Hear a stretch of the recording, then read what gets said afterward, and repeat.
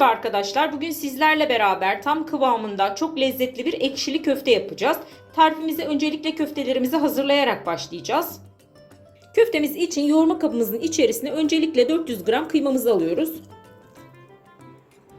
Ardından yarım çay bardağından biraz daha fazla olacak şekilde pirincimizi ilave ediyoruz.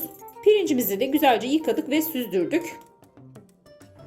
1 adet küçük boy rendelenmiş soğan. Soğanımızı da rendeledikten sonra çıkan suyunu hafifçe süzdük ve 1 adet yumurta ekliyoruz. Şöyle dolu dolu 1 yemek kaşığı un, 1 çay kaşığı karabiber, 1 çay kaşığı pul biber, 1 çay kaşığı kimyon ve biraz da tuz ekleyelim. Şöyle 2 çay kaşığı kadar da tuz ekledik. Siz de tuz miktarını tamamen kendi damak tadınıza göre ayarlayabilirsiniz. Şimdi köfte harcımızı güzelce bir yoğuralım.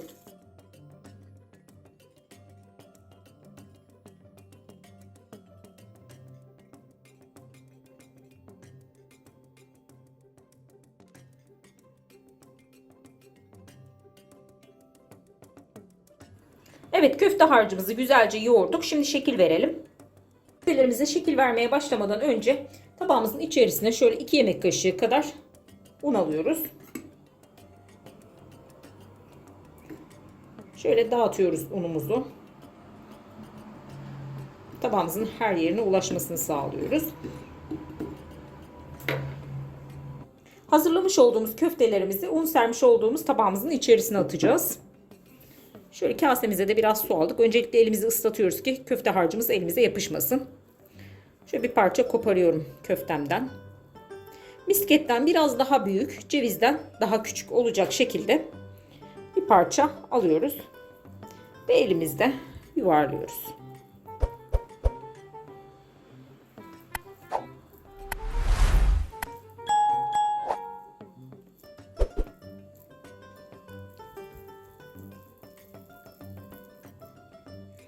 Bunu sermiş olduğumuz tabağımızın içerisine atıyoruz.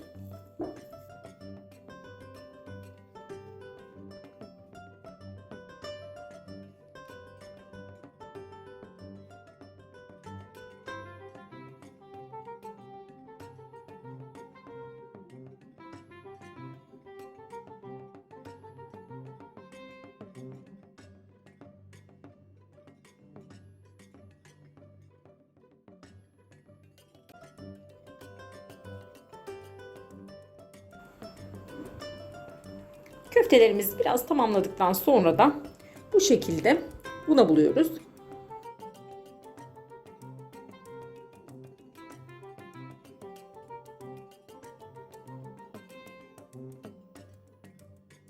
Köftelerimizi tamamladık. Şimdi yemeğimizi pişirme işlemine geçelim.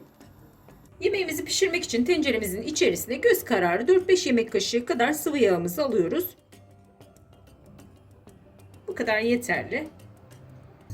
Ardından 1 tatlı kaşığı kadar da tereyağı ekliyoruz. Evet, tereyağımız tamamen eridi. Şimdi tenceremizin içerisine 1 adet doğranmış büyük boy havucumuzu alıyoruz. Ve şöyle bir karıştırıyoruz. Arkadaşlar, kullanacağınız havuç eğer küçük olursa 2 adet de kullanabilirsiniz. Havucumuzu kısık ateşte 3-4 dakika kadar soteleyelim. Arkadaşlar, şimdi sebzelerimizi pişme derecelerine göre pişireceğiz. Ekşili köftemizin içerisinde en geç pişen sebze havuç olduğu için öncelikle havucumuzu pişireceğiz. 3-4 dakika kadar soteledik. Şimdi üzerine biraz sıcak su ekleyeceğiz.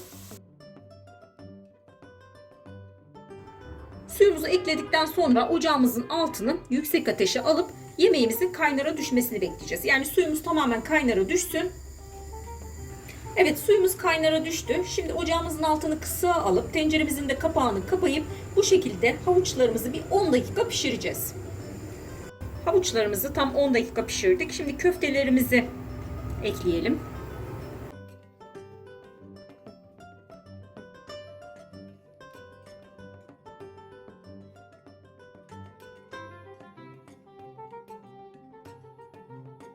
Köftelerimizi de ekledikten sonra şöyle dikkatli bir şekilde karıştıralım.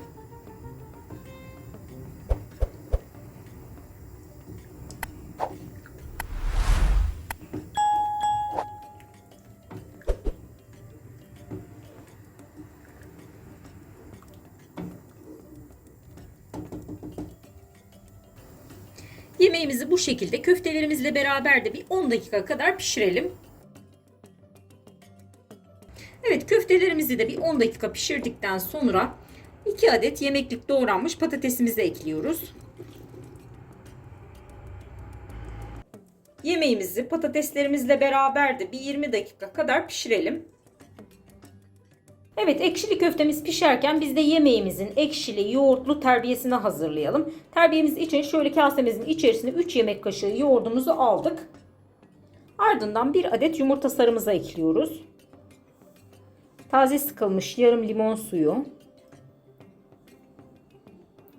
Ve şöyle çok az 3-4 yemek kaşığı kadar da su ekliyoruz.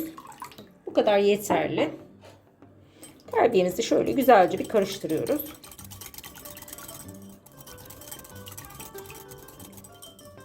Evet, terbiyemiz hazır. Şimdi yemeğimizle buluşturabiliriz. Şimdi yemeğimizin ekşili yoğurtlu terbiyesini verelim. Şöyle terbiyemizin üzerine yemeğimizin suyundan birkaç kaşık ekliyoruz. Bu işlemi yoğurdumuzun kesilmemesi için yapıyoruz arkadaşlar. Evet, bu kadar yeterli. Ve güzel bir şekilde karıştırıyoruz.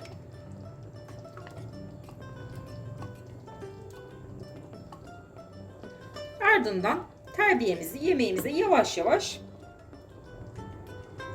ilave ediyoruz. Bir yandan da sürekli karıştırıyoruz.